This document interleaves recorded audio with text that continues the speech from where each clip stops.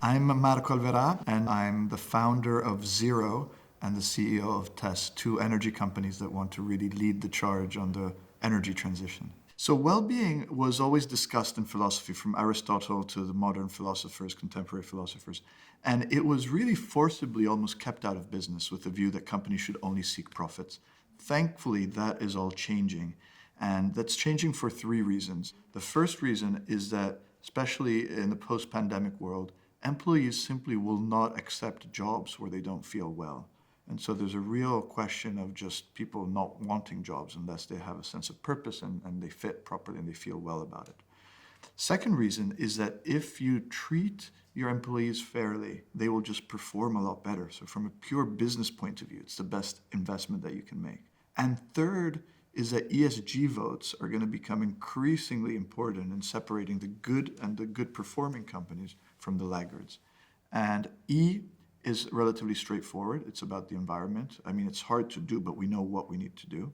Governance is full of methodologies to get governance right. But when it comes to the S, we think well-being should be a key part of the S. And that's where most of the work is needed. And that's where companies really can play a big, big role in making this happen. So ESG is going to become increasingly important. Companies will be assessed basically mostly by their score in ESG. That's because financial markets are changing. Passive investors are coming, and passive investors won't be going into the details of what companies do. They will simply measure companies by the ratings that they have and the ESG ratings that they have. And to measure E and to measure G is relatively straightforward. It's hard to achieve the results, but it's easy to measure.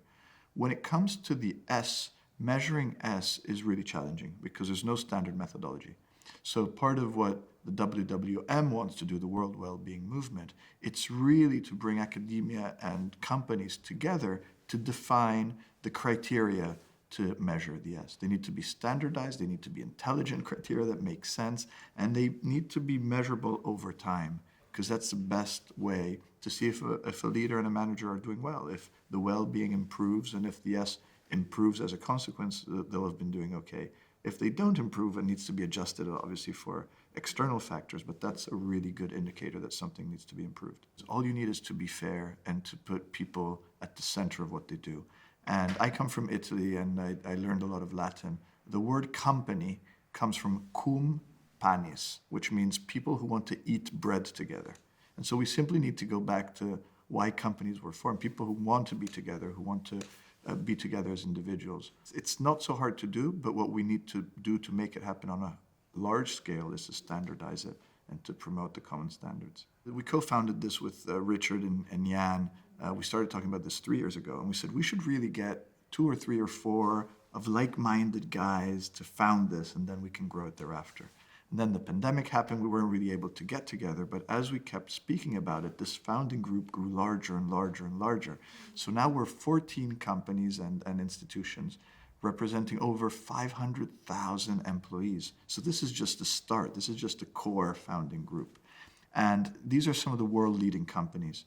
And if we can agree amongst us on some of these standards, we're already impacting more than 500,000 people. And the outreach that we have is phenomenal. So what we want to do as a group is really define what these standards are and work with academia on this.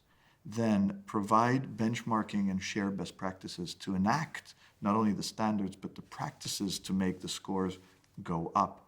And then the third step is to reach out into broader society and make the sum of the standards and the methodology, as well as the best practices of how to treat people, essentially, to make that become a standard for the outside world. Because there's no reason, if you're running a university or a hospital or a government or a city, you shouldn't be measured by your well-being score as well as companies are.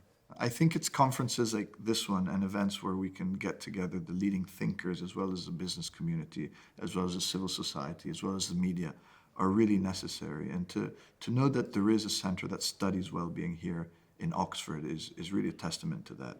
And hopefully one day most universities will have a well-being center, because it is, I think, the topic that's going to become increasingly important, also in light of world events that mean that we need to really, really focus on the individual. Philosophers have tried for the last 2,000 years to define what happiness is, and there were fierce debates going on about this. I think with the technology we have today, with the surveys that we can do today, with the science that we've built around the neuroscience and how the brain works, I think we're on the cusp of being able to finally measure what happiness is. And we transform this into well-being, and we transform this into questionnaires, and we are able to see if the indices move up or down. So at least we get really sound scientific evidence for the trends in well-being, which is as important as well-being itself.